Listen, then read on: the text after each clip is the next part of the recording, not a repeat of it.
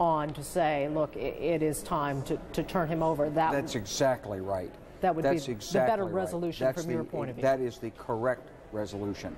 This is a problem for the world community.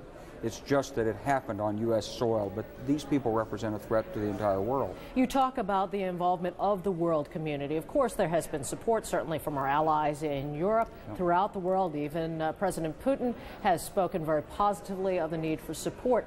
But these nations, in order to offer support, I mean, first of all, what kind of support would they be able to give? And in return, wouldn't they be anticipating some quid pro quo? Well, there's no question that in most of the Arab nations, the moderate Arab nations in the Middle East and North Africa, there are cells that are associated with the terrorists that have been trained by Osama bin Laden or in some way connected. And many of these governments are also under some degree of threat from these Islamic extremists. And so when they take actions to support us, they do put themselves in some degree of jeopardy. So we know we're asking a lot, but on the other hand, they're the ones who can best take this action. And that's why it is absolutely a coalition, an allied operation. It's an allied diplomatic, political operation, police operation, intelligence operation, before it ever becomes a military operation. And then in the nature, we were speaking a moment ago about President Putin and European leaders, for example, who might in some way be able to assist the United States in whatever operation it chooses. In return, what might President Putin, other leaders, European leaders, want from the United States? Well, I think that as we've started this operation, it's directed very narrowly at the people who did this terrible set of deeds on the 11th of September. But as we begin to unravel the network, we'll find it's connected to many of the other terrorist networks in the world. And so I think it's inevitable there'll be some degree of pressure to enlarge the scope of the operation. If they're cooperating with us to go after terrorists that did this to the United States, what about the terrorists who have been active or believed to be active against their own countries? And that's taking place in many countries around the world. So nations are not only acting out of concern for us, but they're also joining with us in their own self-interest. In terms of the hardware considerations on the military front, can you talk to us about what the expectations would be and the timeline for any movements if a decision were to be made? Well, I think there's a broad range of options, and I think they're self-evident almost. You've got cruise missiles, which we've used before against the terrorist training camps in Afghanistan. We can use a variety of... Not particularly too effective. Not too effective. Well, they struck the target, but as in any case, when you're trying to hit a specific group of people, you have no assurance that they'll be there when the missiles arrive on target. We saw the very effective use of long-range bombers with precision-guided weapons in the Kosovo Air Campaign Operation Allied Force a couple of years ago, so we have that option.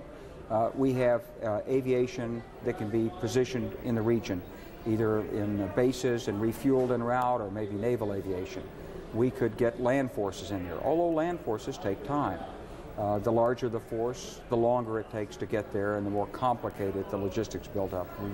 A decade ago, we did Operation in the Persian Gulf, Operation Desert Storm, and it took 5-6 months to build up that ground force, get it ready, staged on the ground, and moved. Since then, we've improved our response time in the Persian Gulf, but this is a new theater of concern, and we'd have to look at this very carefully, so we might be weeks, months away from taking action. As the President said, it's going to require sustained dedication, resolve on the part of the American people and the world community to go after this threat. Former Supreme Allied Commander for NATO, General Wesley Clark, now military consultant to CNN. We appreciate your insight. Wolf? Thank you, Joey. And powerful words are being used today. Talk of war, international cooperation, calling up the military reserves. Someone who knows about using those words is the former Secretary of State, Lawrence Eagleburger, and he joins us now. Mr. Secretary, thank you so much. You were a key State Department official during the Gulf War some 10 years ago. Tell our viewers what is going to be the major difference between this anticipated upcoming war and the war that all of us remember, the Gulf War. The differences are significant, Wolf, the first of which is we clearly knew who our enemy was in the Iraq situation. What I think everyone needs to understand, and General Clark certainly talked about this, is that this time around we have a lot of enemies. We know some of them. We will find out more of them. They have an interlocking network. There's no question about that. And it's going to be much tougher to get at them. And it's going to be therefore a much more complicated and long-term effort. The Iraq War was over in what, 6 weeks, whatever it was. That will not be the case this time. This is going to take some years to accomplish. And you have to hope and pray that the President can lead us all for that period of time and keep the support up. If the President concludes that Osama bin Laden was in fact responsible and he continues to receive protection from the Taliban regime in Afghanistan, does that necessarily mean the U.S. should engage in a land invasion of Afghanistan? I think that would be, under most circumstances, the last thing we would want to do. Putting land forces into some place like Afghanistan, in the first place, we saw how successful the Soviet Union was. If you get all of the Afghanis opposed to you, it can be a very unpleasant circumstance. I would think that with our technology, if we know where he is, and that's the first question, I should think we could get at him and at the Taliban without having to put troops on the ground. But you well know there are so many places to hide in Afghanistan, caves, all sorts of locations within the mountainous terrain there. It would be almost impossible without putting people on the ground to find him. A lot of experts say that. Well, they can say that if they want, and I don't claim to be an expert. On the other hand, well, if you how many people are you going to put on the ground in Afghanistan to try to find him? It would seem to me thousands, and you'd be running around in an area we know very little about. I'm not saying that in the end we might not have to do something like that, but I think there are all sorts of alternatives that have to be examined first. And by the way, let's make it very clear that while Osama bin Laden is the immediate source of our agony, he is by no means the only problem we face, and if we got him tomorrow morning, he has a whole host of lieutenants and an organization that would carry on. So let's not get mesmerized by Osama bin Laden, despite the fact we have to get him at some point. That doesn't mean we necessarily have to start there. It does mean we have to recognize we have a web of terrorist organizations, all of whom mean us evil, and we're going to have to deal with all of that. It may take some time to organize our intelligence enough to know exactly what we're dealing with here. But if we think that this has to begin with an attack on Osama bin Laden, I think we are making a mistake. That isn't to say he shouldn't be public enemy number one, at least for the moment. But it is to say that this is a much more complicated effort than simply getting him. And to put troops into Afghanistan to accomplish this effort of getting bin Laden may be a real mistake. What else can the United States do with its allies against other states that may be cooperating with terrorists, may be providing support, financial support, or providing them what is called harbor? What else can the United States do against these states that the U.S. is already not doing? Well, I think there's a lot there. Again, Wolf, it depends on the particular country. First of all, let me give you one example. Yeah. For example, Iraq.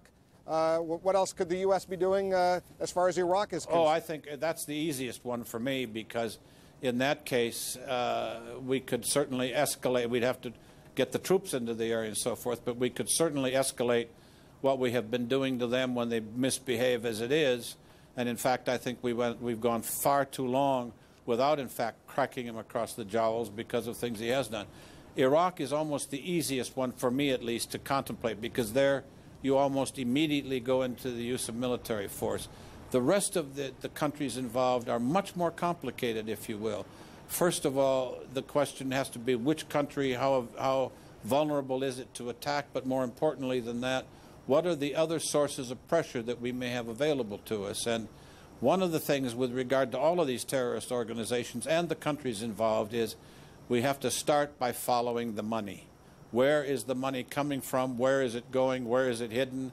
Is it in Swiss banks and so forth? The other thing I would say to you, and a lot of people are going to object to this, but I think we need to get into intimate discussions with the Israelis on a whole host of these questions. We talk with them a lot now, but I really think they can offer us some real advice on on intelligence matters that would be where we would be more intimately involved.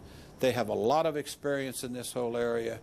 I know there has been a reaction on the part of some Americans who say, well, we've been too close to the Israelis and that's what's caused all of this. I think that's nonsense. But I do think the Israelis, in getting together with us and talking about this experience and how to deal with it, we might learn some very valuable things from it. Well, since you raised the issue of the Israelis, during the Gulf War, correct me if I'm wrong, you and Paul Wolfowitz, who's now the Deputy Defense Secretary, went to Israel to restrain the Israelis to prevent them from responding militarily to those Scud missiles being launched by the Iraqis. Looking back on that, was that a mistake? No. In the first place, Wolf, it's one of the areas where, one of the few areas where I can claim some diplomatic success in my lifetime. Now, don't knock it. But the basic point here is that the effort in the Iraq case was to form a coalition of governments, particularly including a number of governments in the area, Middle Eastern governments, to deal with Iraq. And we did that. And if the Israelis had become a direct part of this, it would have made it much more difficult to build that coalition.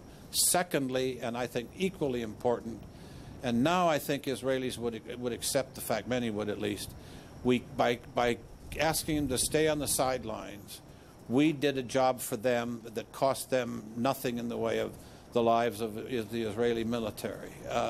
So no, I don't think it was a mistake then at all. I do think this is a different situation. Mr. Secretary, what about the existing U.S. policy barring assassinations? Is it time to rethink that policy? I have argued for some years, to show you how awfully bloodthirsty I am, I have argued for some years that that executive order issued during President Ford's term should have been terminated long before this, and certainly should be now. Lawrence Eagleburger speaking bluntly, as he always does. Thank you so much for joining us. My pleasure.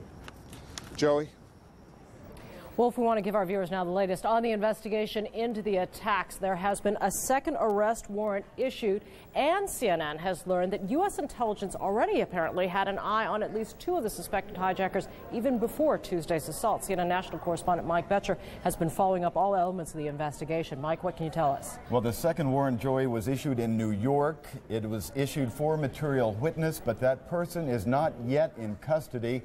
There is only one other material witness so far in this case, and this was a man pulled off of a jet Thursday at Kennedy Airport. He was found to have fake pilot's ID. Now, Justice Department spokesman Mindy Tucker is saying we're at a point now where there will be more frequent and additional warrants. Now, as well, the Immigration and Naturalization Service is holding 25 people, and the Justice Department, the FBI, has been speaking to them as well, especially two men they're very interested in, Ayub Al-Khan and Mohammed Jawed Azmath. Now, these two men were on a flight Tuesday from Newark to San Antonio when it was diverted to St. Louis. That was the morning of the hijacking. They were picked up in Fort Worth, Texas on Wednesday on a train. They were found to have box cutters. Those are the similar type items that investigators believe the hijackers used in some instances to get control of these airplanes. And we have one other late-breaking item, and it was reported by CNN correspondent Eileen O'Connor. Two of the hijackers on the American Airlines flight that slammed into the Pentagon had been under surveillance by U.S. intelligence for a few weeks before the terrorist attacks in the United States. Khalid Al-Mihdhar was caught on surveillance. He's one of these men. He was caught on surveillance tape in Kuala Lumpur, Malaysia, meeting with a suspect in the bombing of the USS Cole. So this provides a link between the Cole bombing and as well the bombings, the terrorist attacks here in the United States.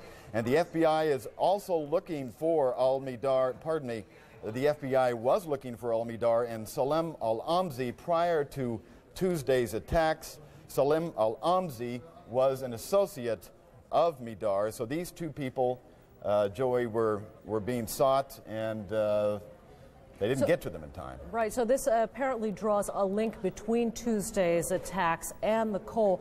Are investigators then also looking into other things, say the previous